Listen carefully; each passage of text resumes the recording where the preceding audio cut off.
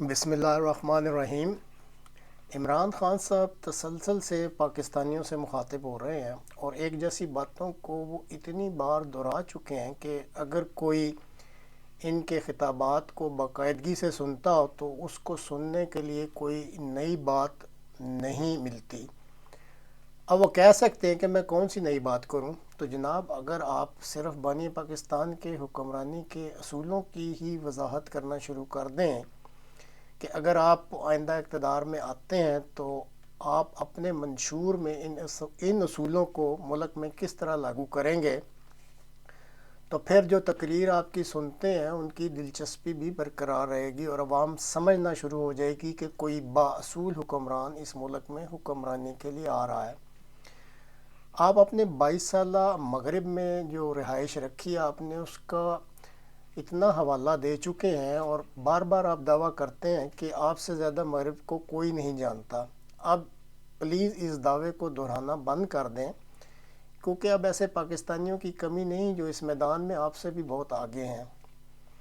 الزامات اور بددیانتی حکمرانی سے میل نہیں کھاتی، یہ درست ہے، لیکن حکمرانی کے کچھ اور بھی لوازمات ہوتے ہیں۔ مثلاً جیسے برطانوی وزیر اعظم ونسٹن چرچل نے ایک دفعہ کہا تھا کہ عام آدمی کے لیے انصاف کی اہمیت بہت زیادہ ہوتی ہے اور اگر یہ اس کو ملتا رہے تو ملک سلامت رہتے ہیں۔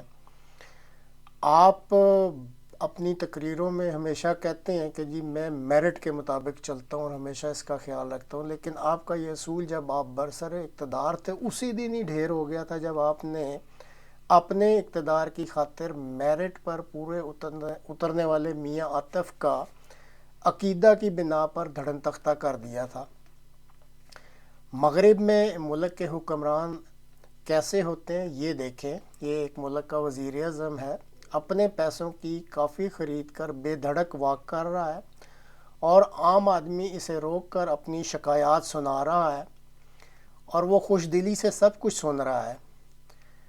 یہ دیکھیں آسٹریلیا میں احمدیہ کمیونٹی کی مسجد پر حملہ کیا جاتا ہے، کس طرح ملک کے حکمران اور اپوزیشن اور مذہبی رہنما اظہار یکجہتی کے لیے آتے ہیں، اور ایک طرف پاکستان ہے جہاں حکومتی کارندوں کی زیر نگرانی دوسرے عقیدہ رکھنے والوں کی عبادت گاہوں کو مسمار کر دیا جاتا ہے۔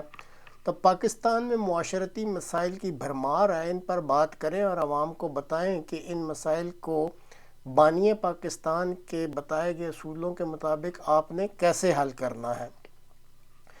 اب جہاں تک باجوہ صاحب کا تعلق ہے تو ان سے صرف یہی کہنا ہے کہ بس بدقسمتی سے آپ کے دور میں یہ جو آپ کا عہدہ ہے چیف آف سٹاف کا اور یہ جو ادارہ ہے جتنا متنازع بنا ہے، پہلے پاکستان کی تاریخ میں ایسے کبھی نہیں ہوا تھا۔ اپنی ایکسٹینشن یا سی ڈی ایس کی پوسٹ کے چکروں میں پڑھ کر اس قوم پر پلیز مزید ظلم نہ کریں۔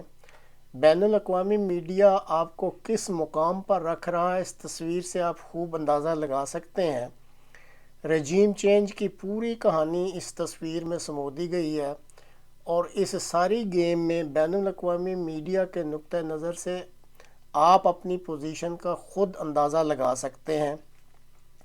وال اسٹریٹ جنرل بہت ہی قابل اعتماد میڈیا آرگن ہے اور ان کی رپورٹ جو ہے وہ کافی جو ہے وہ حتمی طریقے سے سمجھی جاتی ہے کہ یہ بہت ہی جو ہے وہ رپورٹ قابل اعتماد ہوتی ہے۔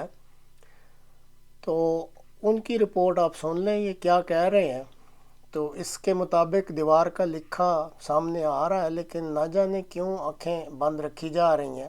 A few years ago in the Wall Street Journal, one of America's biggest newspapers and a prominent paper that always plays a role in American regime changes around the world, published this eye-opening report about denuclearizing Pakistan and the whole game plan.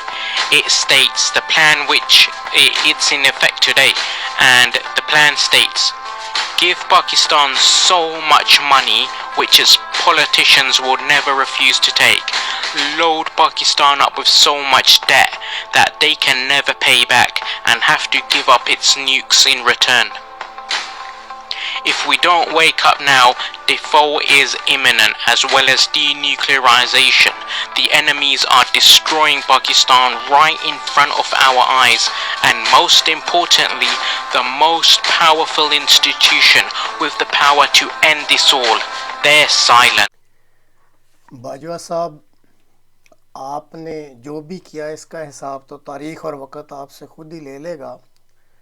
اگر جاتے جاتے ایک اچھا کام کرتے جائیں تو ہو سکتا ہے کہ کوئی یہ جو اچھا کام ہے یہ کافی جو کمزوریاں یا برے کام ہیں ان کو ڈھانک لے. کیا یہ ممکن ہے کہ آپ کوئی ایسا قانون بنا جائیں کہ جو بھی سینئر جنرل ہو آرمی کا وہ قاعدہ کے لحاظ سے چیف بن جایا کرے، جو بھی رولز اور ریگولیشن ایسے بنا دیں؟ اب 40 سال نوکری کرنے کے بعد کوئی بھی جنرل اس قابل ہو جاتا ہے کہ وہ چیف بن سکے. یہ جو بہت سارے ناموں کی لسٹیں بنا کے اور وزیر اعظم کو پیش کی جاتی ہیں، اس سسٹم کو ختم کر دیں. کیونکہ جب یہ بہت سارے نام جاتے ہیں تو چیف کی یہ جو پوسٹ ہے یہ از خود ہی پھر سیاسی پوسٹ بن جاتی ہے، کیونکہ یہ چوائس پھر وزیر اعظم کا ہو جاتا ہے کہ اس میں سے وہ کس کو چنیں. اور یہ جو آپ کی تاریخ ہے پاکستان کی ماضی قریب کی، یہ سب کچھ یہی بتا رہی ہے کہ سینیارٹی کا خیال نہیں رکھا جاتا. تو اگر کوئی ایسا قانون آپ بنا جاتے ہیں کہ جو سینئر موسٹ جنرل ہے وہ خود بخود چیف بن جائے اور ایک ٹینیور اپنا پورا کرے اور اس کے بعد دوسرے کی باری آ جائے، تو اگر آپ یہ کام کر جاتے ہیں تو یہ اس ملک سے اس پوسٹ کی جو سیاسی اہمیت ہے وہ اس کو ختم کرنے میں بہت ہی مدد ملے گی. اور جو ہے نا یہ جو جھگڑے اور یہ جو اس وقت مسئلے مسائل چل رہے ہیں یہ بھی از خود حل ہونے شروع ہو جائیں گے، اور یہ آپ کا اس قوم پر ایک بہت بڑا احسان ہوگا.